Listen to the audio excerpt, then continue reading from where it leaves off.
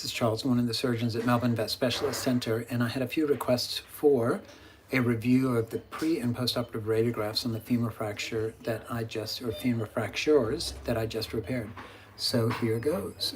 So preoperatively, this is kind of a lateral view, and I'll show you a better lateral view, but that's the right femur there. So that's the one that was a short oblique with some comminution.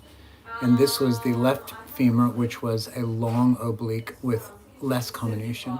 Interestingly, there was also a green stick fracture of the ilial wing right here, which we elected not to repair because it is non-displaced, and since it's green stick, and it's probably going to be fairly stable, so we elected not to repair that. Now, looking at the cranial caudal view here, we can see that right femoral fracture with a short oblique and some comminution, and then on the left fracture we can see a more oblique fracture, again with a little bit of comminution. Now, if I go into the better lateral radiographs, this is the left side. Again, this is the long oblique with some comminution. I can see that there's no effusion within the stifle here. The proximal tibial physis is intact, and the acetabular surface is also intact. Now, when we go to this radiograph, this is the right one, and this was the shorter oblique with comminution.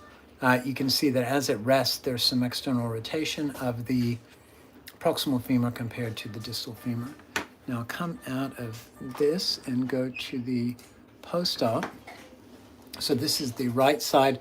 You can see that we don't have absolutely perfect apposition here of the fracture fragments, but I still think it's more than adequate for good function. Going forward, we can see that alignment-wise, we have appropriate alignment of the proximal femur with the distal femur. And on the left side, it's a little bit better. Have a little bit of a shard sticking out back here. Again, that shouldn't cause any problem. And good alignment. Now, if I go to the cranial caudal view, we can see that we've got our pins are nicely seated in the intertrochanteric space. One, two, three, four, 5, 6, 7 cortices proximally, and 1, 2, 3, 4 distally, along with that IM pin. Then on the right side, we've got 1, 2, 3, 4, 5, 6 cortices proximally, and 1, 2, 3, 4, 5, 6 distally, and then really well placed IM pins. So really happy with this repair, and I suspect that this dog is going to do very well. It'll probably be up and walking around very soon.